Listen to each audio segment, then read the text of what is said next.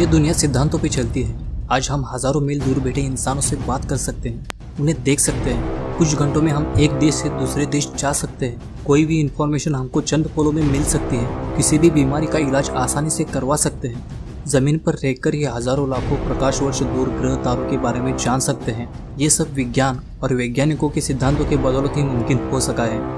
कई वैज्ञानिकों ने कई ऐसे खोजें की जिससे पूरी दुनिया ही बदल गई। आज हम आइंस्टाइन इस वैज्ञानिक ने रखा हुआ इस दुनिया का आज तक का सबसे बड़ा सिद्धांत, जिसे थ्योरी ऑफ रिलेटिविटी कहते हैं, आपके सामने रखने जा रहे हैं। तो कहीं जाइएगा मत, क्योंकि मैं हूँ फैक्ट फिक्शन और आप देख रहे हैं द नॉलेज। आपको मेरे चैनल की लिंक डिस्क्रिप्शन में मिल जाएगी। तो चलिए शुरू करते हैं। थ्योरी ऑफ रिलेटिविटी, जिसे हिंदी में सापेक्षता सिद्धांत कहा जाता है, इसे दो हिस्सों में डिवाइड किया गया है। एक है स्पेशल थ्योरी ऑफ रिलेटिविटी और दूसरा है जनरल थ्योरी ऑफ रिलेटिविटी। पहले जानते हैं स्पेशल थ्योरी ऑफ रिलेटिविटी के बारे में। इस दुनिया में दो तरह के फ्रेम ऑफ रेफरेंसेस होते हैं। एक है इनर्शियल फ्रेम ऑफ रेफरेंस और दूसरा है non inertial frame of reference. Inertial frame of reference मतलब कोई भी ऑब्जेक्ट, वस्तु या बॉडी अगर एक ही निश्चित स्पीड से ट्रैवल कर रही है, किसी भी सिचुएशन में अगर ये गति कांस्टेंट है, तो ये इनर्शियल फ्रेम ऑफ रेफरेंस में समाविष्ट किया जाता है। Non inertial frame of reference वो होता है जिसमें स्पीड कांस्टेंट नहीं होती। जैसे कि रास्ते से जा रही कोई भी कार, जब कार के रास्ते में बाधाएं आ जाने के बाद उसकी स्पीड कम करनी पड़ती है, ऐसे ही समय के साथ जिस किसी भी बॉडी की स्पीड कम या ज्यादा करनी पड़ती है, उसे non inertial frame of reference में समाविष्ट किया जाता है। Special theory of relativity inertial frame of reference के लिए वैलिड है। अब जानते हैं कि मोशन और टाइम ये दोनों एब्सोल्यूट नहीं है, ये रिलेटिव कैसे है उसके बारे में। मान लीजिए आप कार में बैठ के 60 किलोमीटर पर आवर की स्पीड से रास्ते से जा रहे हो। आपके साथ आपके बाकी दो दोस्त भी कार में बैठे हुए हैं। तो आप तीन लोगों के हिसाब से एक दूसरे के लिए आपकी गति 0 है। पर वही मान लीजिए कि रास्ते के साइड में एक लेडी खड़ी है, उसके हिसाब से आपकी गति 60 किलोमीटर पर आवर ही होगी। अब मान लीजिए कि आपके सामने से आपकी तरफ एक कार आ रही है और उसकी भी गति 60 किलोमीटर पर आवर ही है। पर चूंकि आपकी कार की गति भी 60 किलोमीटर पर आवर है, तो कार में बैठे आपको ऐसा लगता है कि वो कार आपकी तरफ 120 किलोमीटर पर आवर की गति से आगे बढ़ रही है। तो इससे ये बात पता चलती है कि मोशन यानी कि गति रिलेटिव होती है।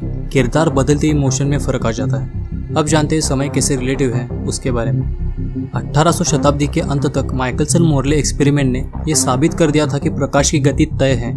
ये किसी भी हालत में, किसी भी सूरत में कभी भी बदलती नहीं है। पर यह भी तय था कि इस ब्रह्मांड में प्रकाश ही सबसे तेज ट्रैवल करता है। कोई भी बॉडी तथा वस्तु प्रकाश की गति से तेज हो ही नहीं सकती।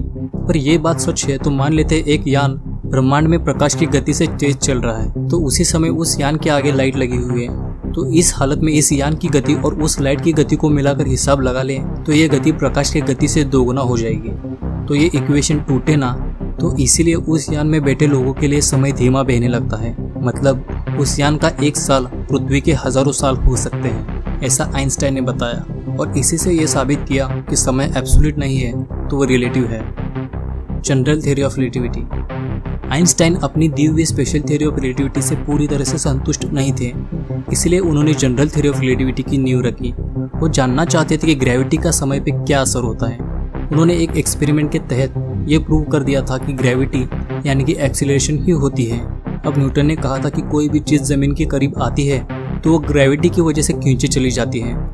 इसी वजह से न्यूटन का मानना था कि पृथ्वी सूर्य के चक्कर ग्रेविटी की वजह से ही लगाती है, क्योंकि एक ग्रेविटेशनल बॉडी दूसरी ग्रेविटेशनल बॉडी पे असर डालती है तथा उसे अपनी ओर खींचती है।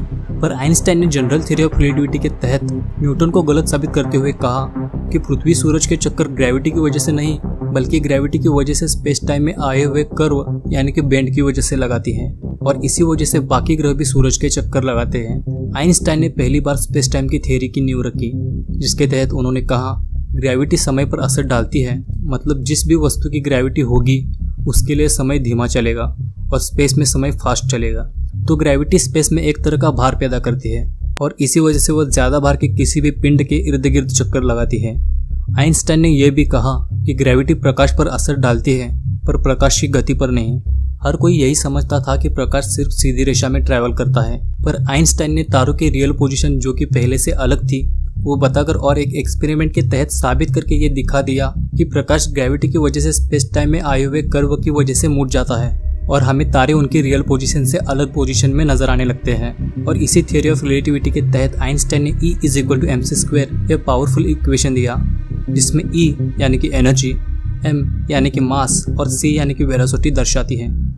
तो ये थे थ्योरी ऑफ रिलेटिविटी। आशा है आप इसके बारे में समझ चुके होंगे। और अगर ये वीडियो आपको पसंद आया और ऐसे ही वीडियोस आपको आगे भी देखनी है तो दो नॉलेज के साथ साथ मेरे फैक्ट फिक्शन इस चैनल को भी आप सब्सक्राइब कर सकते हो, जिसकी लिंक आपको डिस्क्रिप्शन में मिल जाएगी।